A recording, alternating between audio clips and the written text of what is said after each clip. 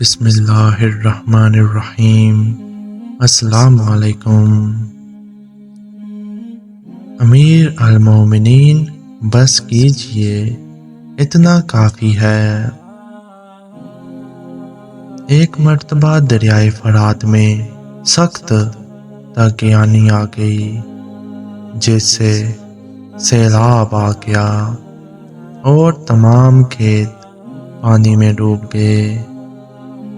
لوگوں نے حضرت سیدنا علی المرتضیٰ رضی اللہ عنہ کی خدمت میں حاضر ہو کر تمام ماجرا بیان کیا۔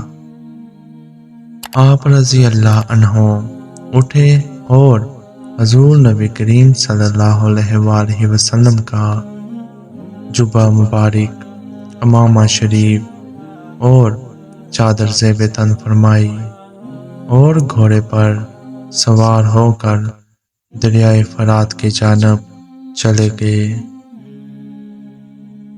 آپ رضی اللہ عنہ کے ہمراہ حسنین کریمین رضی اللہ عنہم اور دیگر لوگ بھی تھے۔